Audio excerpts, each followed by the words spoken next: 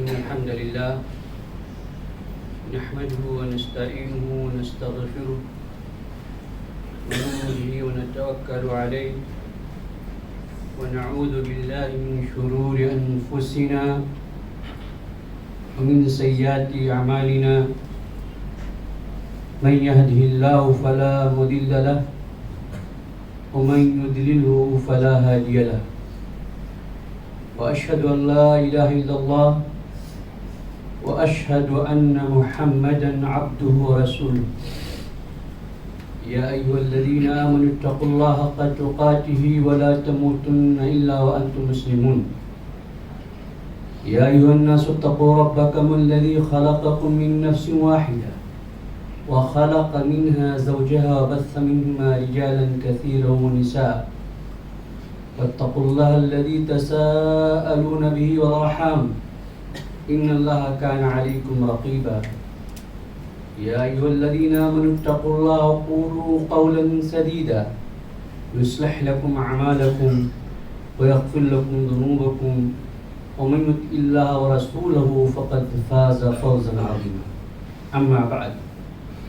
فإن خير الحديث كتاب الله وخير الهدي هدي محمد صلى الله عليه وسلم وشر الأمور محدثاتها وكل محدثة بدعة وكل بدعة ضلالة وكل ضلالة في النار قال الله سبحانه وتعالى أعوذ بالله من الشيطان الرجيم بسم الله الرحمن الرحيم والفجر وليال عشر والشفع والوتر وقال النبي صلى الله عليه وسلم فيما رواه ابن عباس رضي الله عنه أن النبي صلى الله عليه وسلم قال ما من أيام الأمل الصالح فيها أحب إلى الله من هذه الأيام يعني أيام العشر من ذي الحجة اللهم صل على محمد وعلى آل محمد كما صليت على إبراهيم وعلى آل إبراهيم إنك حميد مجيد اللهم بارك على محمد وعلى آل محمد كما باركت على إبراهيم وعلى آل إبراهيم إنك حميد مجيد اسلامی بھائیوں، بزرگوں، نوجوان ساتھیوں، دوستوں اور میری محترم ماں اور بہنوں، اللہ رب العالمین کی تعریف اور نبی آخر الزمان جناب محمد صلی اللہ علیہ وسلم پر درود و سلام کے بعد آج کا موضوع آج کے موسم کے اعتبار سے کہ ذو الحجہ کے مہینے کے پہلے 10 دن کی اہمیت و فضیلت اور صحابہ کرام اور سلف صالحین کا ان دنوں میں طرز عمل کیا تھا۔ میرے بھائیوں، اللہ رب العالمین کی حکمت ہے کہ اللہ رب العالمین نے انسانوں میں بعض کو بعض پر فضیلت دی، بعض انسانوں سے افضل ہے۔ ایسے اللہ رب العالمین نے جگہوں میں سے بعض جگہوں کو بعض جگہوں پر فضیلت دی۔ جو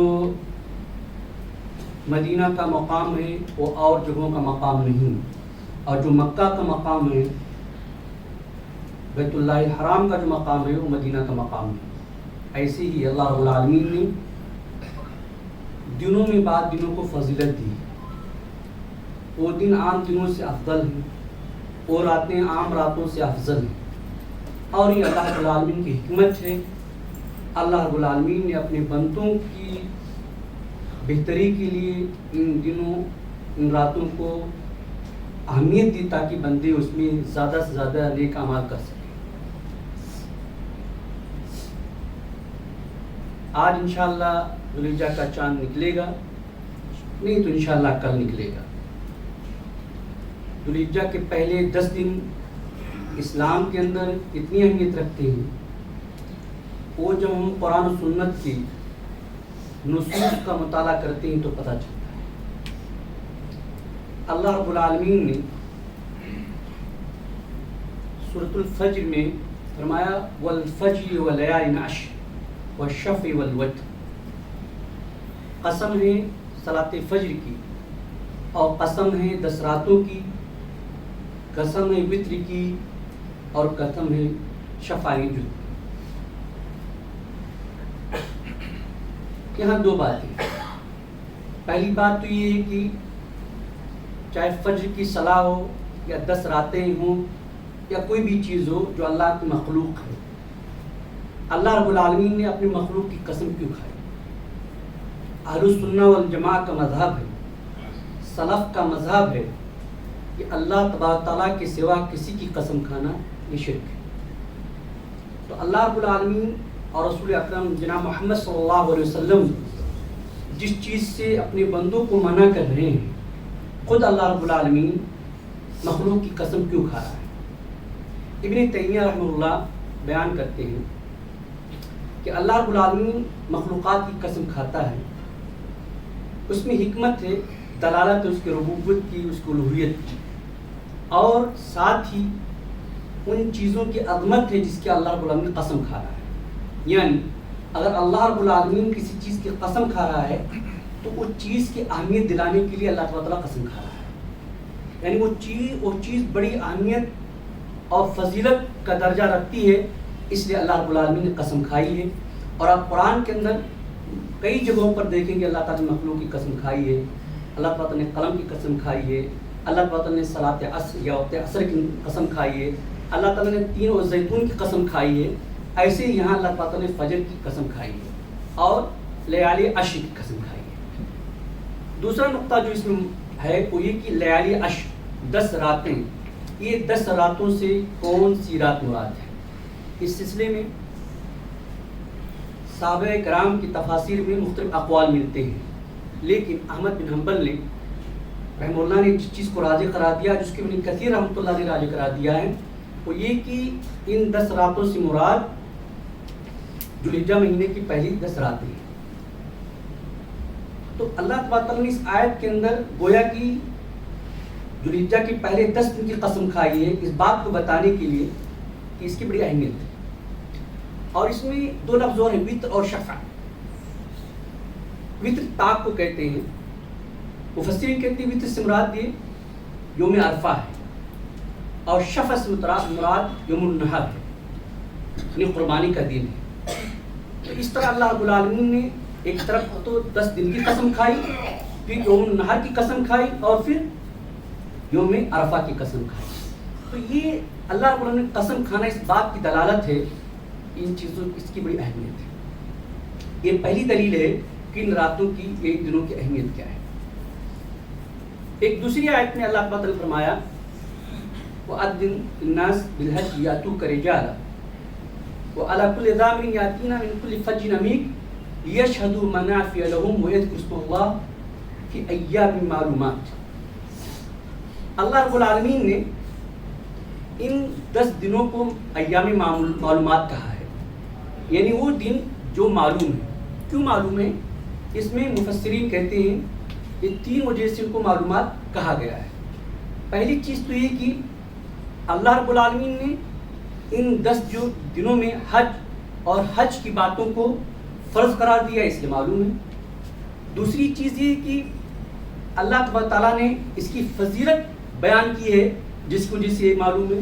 اور تیسرا یہ کہ یہ دن حج کے لیے ابراہیم خلیل علیہ السلام کے زمانے سے جانے جاتے ہیں، اس لیے معلوم ہے۔ اس لیے ان اسباب کی بنا پر اس کو ایام معلومات کہا جاتا ہے۔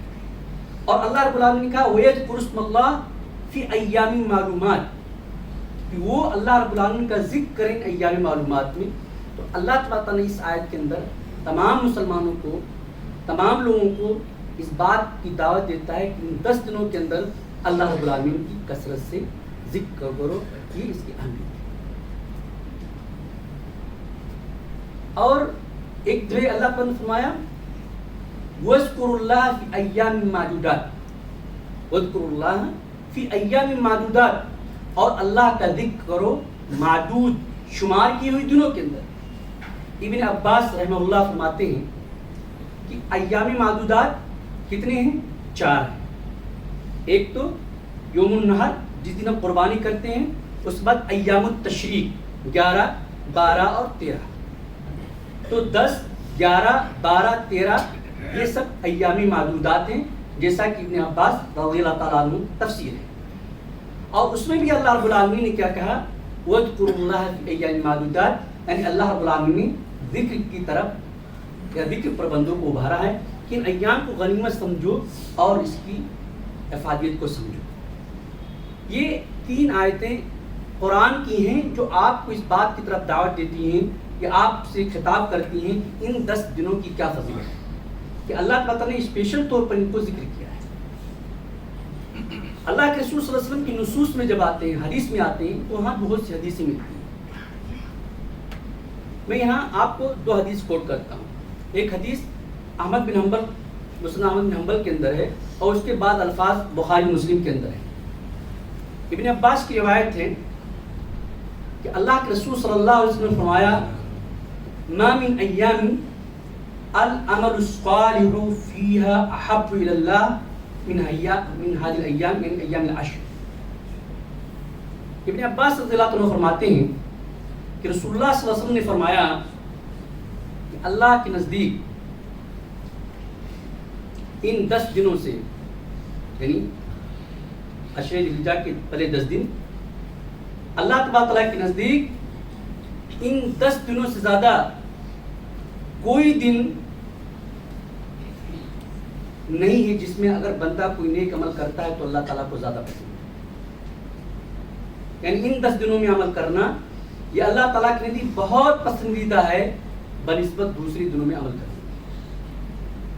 تو صحابہ کرام نے پوچھا کہ اللہ کے رسول ولا جہاد فی سبیل اللہ، حتیٰ کہ جہاد بھی فی سبیل اللہ بھی؟ تو اللہ نے کہا ہاں، والجہاد فی سبیل اللہ الا رجل خرج بمالی و نفسی ولم یرجع۔ ہاں، جہاد بھی سبیل اللہ سے بھی بہتر ہے، مگر وہ آدمی جو جہاد کے لیے نکلا اپنے مال کے ساتھ، اپنی جان کے ساتھ، مگر واپس نہیں آیا، یعنی شہید ہو گیا۔ یہ شہادت کو چھوڑ کر کے، اسلام کی خاطر شہادت کو چھوڑ کر کے دنیا کے اندر جتنے بھی اعمال ہیں وہ عمل ان دنوں میں سب سے زیادہ افضل ہے۔ یہ اللہ کے رسول صلی اللہ علیہ وسلم کی حدیث ہے۔ اور ایک دوسری روایت ہے جو امام طبرانی نے اپنی معجم کے اندر نقل کیا ہے، اور امام بخاری نے بھی ذکر کیا ہے۔ وہ اس میں لفظ کیا ہے؟ ما من ایام ازکا عند اللہ واعظم اجرا عند اللہ، کہ اللہ رب العالمین کے نزدیک ثواب کے اعتبار سے اور عظمت کے اعتبار سے ان دنوں سے زیادہ کوئی دوسرا دن نہیں۔ تو اللہ کے رسول صلی اللہ علیہ وسلم کی ان دونوں حدیثوں کے اندر اس بات کی طرف اشارہ ہے کہ یہ 10 دن بڑی اہمیت کے حامل ہے۔ اب اگر ہم سلف کے اقوال پر آتے ہیں تو اس میں 2 قول کوٹ کرتا ہوں۔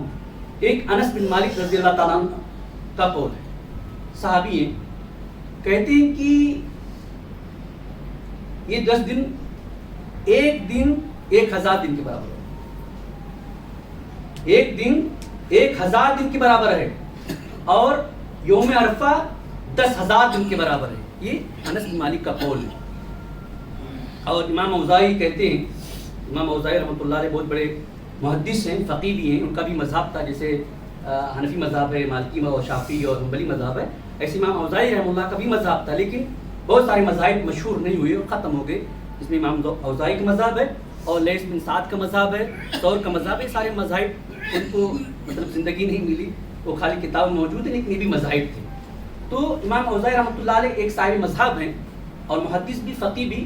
وہ کہتے ہیں کہ ان ایام میں عبادت کرنا ایسے ہے جیسے کوئی اللہ رب العالمین کے راستے میں غزوے کے لیے نکلتا ہے اور اسلامی سلطنت کی حفاظت کے لیے رات و دن جاگتا ہے، اس کا خیال کرتا ہے۔ اور معلوم ہے کہ اللہ رب العالمین کی راہ کے لیے میں نکلنا، جہاد کے لیے نکلنا، اور پھر مسلمانوں کی حفاظت کرنا، اسلامک اسٹیٹ کی حفاظت کرنا، اس کی کتنی بڑی اہمیت ہے. اس عمل کے برابر اس ایام عمل کو ٹھہرایا گیا ہے. اب میں دوسری نقطے پر آتا ہوں. وہ دوسرا نقطہ یہ ہے کہ ان دنوں میں 10 دنوں میں ہمیں کون کون سے اعمال کرنا چاہیے. رسول اللہ صلی اللہ علیہ وسلم سے اور صحابہ کرام سے کیا کیا عمل ثابت ہے. اس میں بہت سارے اعمال ثابت ہیں. میں مشہور کا ذکر کرتا ہوں. سب سے اہم چیز ان دنوں میں جس پر فرض ہے اس کو حج عمرہ کرنا چاہیے. جس کے پاس طاقت ہے حج عمرہ کرنا چاہیے. جو حج کر چکے حج تو عمرے کا اگر موقع ملے تو عمرے. اور بات ہے کہ سیاسی طور پر ان ایام میں آپ عمرہ نہیں کر سکتے ہیں، وہ حجاج کے آسانی کے لیے پابندیاں لگ جاتی ہیں، لیکن میرا فضیلت ہے. رسول اللہ صلی اللہ علیہ وسلم فرماتے ہیں العمرۃ الی العمرہ کفارۃ لما بینہما والحج المبرور لیس له جزاء الا الجنہ. اللہ کے رسول صلی اللہ علیہ وسلم نے فرمایا کہ ایک عمرہ کے درمیان اور دوسرے عمرہ کے درمیان جو کچھ آپ غلطیاں کرتے ہیں تو یہ ایک دوسرے کے لیے کفارہ ہو جاتا ہے. آپ نے ایک عمرہ کیا اور آپ سے چھوٹے چھوٹے گناہ ہو گئے، پھر آپ نے دوسرا عمرہ کر لیا، تو یہ ایک عمرہ دوسرے عمرے کے درمیان جو خطائیں ہوتی ہیں دوسرا عمرہ اس کے لیے کفارہ ہوتا ہے. اور حج مبرور کا بدلہ صرف جنت ہے. تو اللہ کے رسول صلی اللہ علیہ وسلم نے ان ایام میں حج کیا، ان ایام میں عمرہ کیا. تو یہ ایک کام ہے جو رسول اللہ صلی اللہ علیہ وسلم سے ثابت ہے کہ رسول اللہ صلی اللہ علیہ وسلم اور صحابہ کرام. حج تو بہر اسی مہینے میں ہوگا، حج اس کے مہینے اس کے سوا کسی مہینے میں ہو نہیں سکتا، لیکن عمرے کی بھی فضیلت ہے اگر کوئی ان ایام میں عمرہ انجام دیتا ہے. دوسرا عمل جو ہے وہ روزہ رکھنے کی. روزہ رکھنے کی 9 دن، یعنی پہلی ذوالحجہ سے لے کر 9ویں ذوالحجہ تک پورے دن، یا خاص طور پر 9ویں تاریخ. ابو قتادہ رضی اللہ تعالیٰ عنہ روایت کرتے ہیں کہ اللہ کے رسول صلی اللہ علیہ وسلم نے فرمایا کہ یوم عرفہ کا روزہ میں گمان کرتا ہوں کہ اللہ تبارک تعالیٰ اس کے بدلے 1 سال کے پہلے اور 1 سال کے بعد کی گناہ معاف کر دے. احتسب علی اللہ ان یکفر السنۃ التي قبلها والتي بعدها. میں گمان کرتا ہوں، میں شمار کرتا ہوں کہ اللہ تبارک تعالیٰ اس کے بدلے 1 سال پہلے 1 سال کے بعد کے گناہ معاف کر دے. اور اللہ کے رسول صلی اللہ علیہ وسلم کی بعض بیویوں کے حوالے سے امام ابو داؤد نے اپنی سنن کے اندر نقل کیا ہے کہ اللہ کے رسول کان یصوم التسع ذی الحجہ، کہ اللہ کے رسول صلی اللہ علیہ وسلم 9ویں تاریخ یعنی ذی الحجہ کو روزہ رکھتے تھے. تو اگر اللہ تعالیٰ توفیق دے تو آپ کو 1 سے 9 تاریخ روزہ رکھنا چاہیے. اگر توفیق نہیں ملتی ہے تو کم سے کم 9ویں تاریخ کو روزہ رکھنا چاہیے. اور یہاں بہت سے مسائل میں اختلاف کر جاتے ہیں، بہت سے اوقات میں اختلاف کر جاتے ہیں. کہتے ہیں کہ عرفہ کا دن ہے تو ہم عرفہ کا دن روزہ رکھیں گے یا 9ویں تاریخ کو روزہ رکھیں گے. دیکھیے ایک بات بتاؤں، آپ کو بتاؤں، پہلے زمانے میں تاریخ کو یاد کرنے کا ایک دوسرا سسٹم ہوتا تھا. کوئی بڑا حادثہ ہوتا تھا تو لوگ اس حادثے کے بعد سے تاریخ کو یاد کرتے تھے. جسے آپ دیکھتے ہیں نبی صلی اللہ علیہ وسلم کی تاریخ جب پڑھتے تو کہتے ہیں عام الفیل، ہاتھی کا سال. تو پہلے زمانے میں تاریخیں یاد کرنے کا سسٹم یہ تھا کہ کوئی بڑا حادثہ پیش آتا تھا تو اس حادثے سے جوڑتے تھے، حادثے کے سال، حادثے کے اتنے سال بعد، حادثے کے اتنے سال پہلے. ہم لوگوں کے یہاں بھی ہندوستان میں پہلے رواج تھا، دیہاتوں میں یاد کرتے بڑی آندھی آئی تھی اس کے پہلے، بڑی آندھی آئی تھی اس کے بعد. ابھی کورونا ہے تو کورونا کے سال، کورونا کے بعد یا کورونا سے پہلے. ایسے کچھ ایام کو ان کے کام سے یاد کیا جاتا تھا. حج کے درمیان جب حاجی حج کرنے آتا ہے تو جتنی دن رہتا ہے وہ الگ الگ کام ہوتے ہیں. 8ویں تاریخ کو یوم ترویہ کہا جاتا ہے. کیوں یوم ترویہ کہا جاتا ہے؟ کیونکہ لوگ پہلے اونٹوں سے آتے تھے، دیگر جانوروں سے آتے تھے اور مکہ میں ٹھہرتے تھے، وہاں اپنے جانوروں کو پانی پلاتے. ترویہ مطلب پانی پلانا، سرابگی حاصل کرنا. پھر ان کو عرفہ جانا رہتا تھا تو اس کو یوم ترویہ کہا گیا. دوسرا دن کیا پڑا؟ لوگ منی سے عرفہ جا رہے تو عرفہ جانے کو اس کو یوم عرفہ سے تعبیر کر دیا گیا. ہے تاریخ 8ویں، ہے تاریخ 9ویں. پھر جب عرفہ سے واپس آتے ہیں دوسرے دن تو ہوتا ہے یوم النحر ہوتا ہے، قربانی کا دن ہوتا ہے، تو اس کو قربانی کے دن سے تعبیر کر دیا گیا ہے۔ وہ کیا؟ 10 ذی الحجہ 10ویں تاریخ ہے، اور بقیہ جو بچے اس کو ایام تشریق یاد کر دیا ہے، کیونکہ گوشت کو سکھا سکھا کر حاجی لوگ کھایا کرتے تھے، تو اس کو ایام تشریق سے یاد کر دیا گیا۔ تو یہ تمیز کے لیے یہ چیز تھی، ورنہ اصل اعتبار کس کا ہے؟ اصل اعتبار تاریخ کا ہے۔ اور پھر ہم اپنی جتنی شعائر ہیں، جتنی چیزیں ہیں، ہمیں اپنی مطلع کے اعتبار سے کہا گیا ہے۔ اگر کہیں چاند نکل جائے اور ہمارے مطلع میں نہیں تو میں اس کا اعتبار نہیں کرنا ہے۔ بہرحال ایک مسئلے میں بھی نہیں آنا چاہتا ہوں، تو کہنا چاہتا ہوں کہ اس دنوں میں کیا ہے کہ ہمیں روزے رکھنا چاہیے، اور خاص طور پر عرفہ کے روزے۔ یہاں نکتہ اور بتا دوں، بہت سارے لوگ یہ کہتے ہیں کہ یہ 10 دن جو ذی الحجہ کے یہ زیادہ افضل ہیں، یا یہ کہ جو رمضان کے آخری عشرے کے 10 دن ہیں وہ زیادہ افضل ہیں۔ اس کو لے کر کے لوگوں میں اختلاف ہے، علماء کے اندر اختلاف ہے، لیکن ابن القیم رحمۃ اللہ علیہ نے بڑا اچھا جواب دیا ہے اور تطبیق کی کوشش کی ہے کہ دونوں قول پر عمل ہو جائے۔ ابن القیم رحمۃ اللہ علیہ کہتے ہیں کہ راتوں کے اعتبار سے، راتوں کی عبادت کے اعتبار سے یہ رمضان کے آخری عشرے افضل ہے، لیکن دن کے اعتبار سے ایام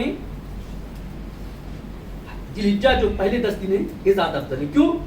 کیونکہ ان کے دنوں میں بڑے بڑی عبادات ہوتے ہیں، انہی دنوں میں آپ عرفہ مناتے ہیں، انہی کے دنوں میں آپ یوم النحر کو کنکریاں مارتے ہیں، اور دیگر عبادات انہی دنوں میں کرتے ہیں۔ تو ابن القیم رحمۃ اللہ علیہ کی تطبیق یہ بہت قریب لگتی ہے کہ دن کے اعتبار سے یہ 10 دن بہتر ہیں، اور رات کے اعتبار سے وہ 10 دن بہتر ہیں۔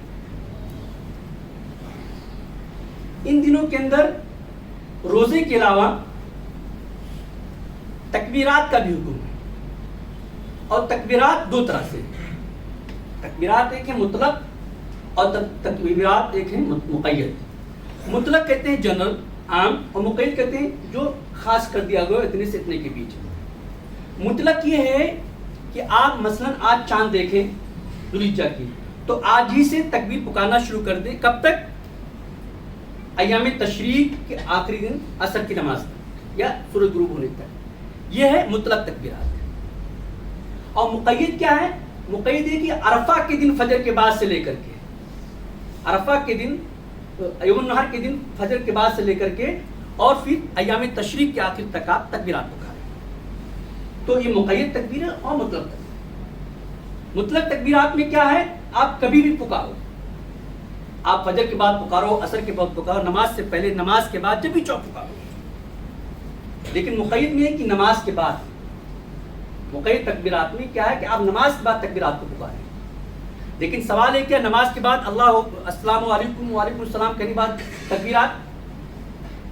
اس میں صحیح بات کیا ہے کہ آپ جو تسبیح اذکار ہیں، جو تسبیحات ہیں، ان کے بعد آپ تکبیرات پکاریں گے، ان کے بعد آپ تکبیرات پکاریں گے، نماز کے بعد پکاریں، لیکن پہلے ان اذکار کو کریں گے جو اذکار نماز کے بعد وارد ہوئے ہیں۔ اس سلسلے میں سلف کا عمل کیا ملتا ہے؟ سلف کا کیا عمل تھا؟ تو اگر ہم دیکھتے ہیں نصوص میں جا کر، تو سب سے پہلے تکبیرات کے سیگے کیا تھے؟ تو اللہ اکبر، اللہ اکبر، لا الہ الا اللہ، واللہ اکبر وللہ الحمد، یہ تکبیرات پکارا کرتے۔ اور دوسرے سیغے بھی آئے ہیں، دوسرے الفاظ بھی آئے ہیں، لیکن یہ الفاظ زیادہ روایات سے آئی ہیں، اور مفسرین نے یا محدثین نے اس کو رجع کر کے کلمات زیادہ مشہور ہیں۔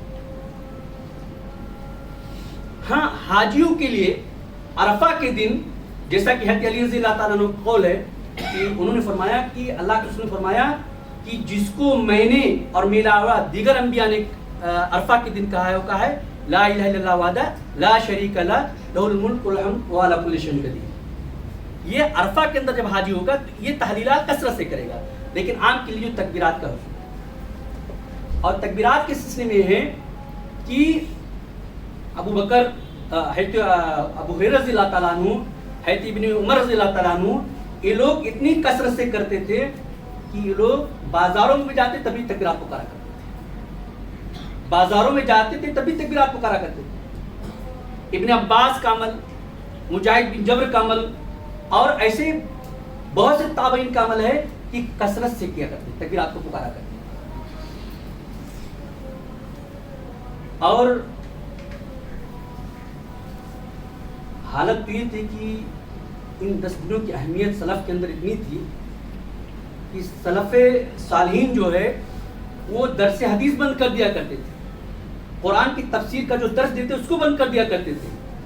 حتیٰ کہ ان دنوں کی فضیلت میں بعض علماء جرح و تعدیل سے منقول ہے کہ وہ اس پر گفتگو نہیں کرتے تھے.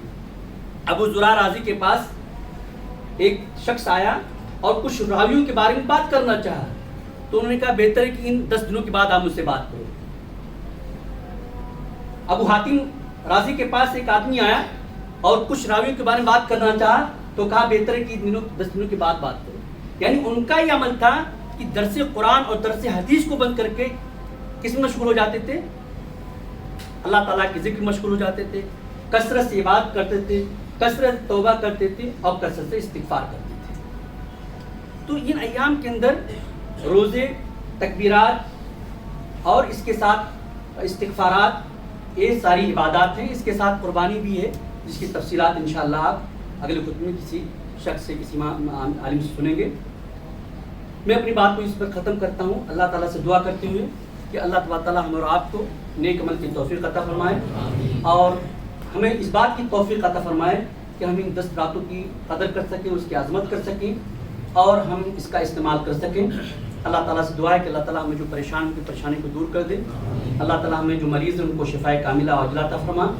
اللہ تعالیٰ ہمیں جو مقروض ہیں اللہ تعالیٰ ان کے قرض کو آسان کر دے. اللہ تعالیٰ ہمیں اور جو دیگر مشکلات میں پریشان ہیں ان کو اللہ تعالیٰ ان پریشانیوں کو حل کر دے. اللہ تعالیٰ ہمارے ہم میں سے جو گزر گئے ہیں اللہ تعالیٰ ان کے خطاؤں کو معاف فرمائے، انہیں جنت الفردوس عطا فرمائے.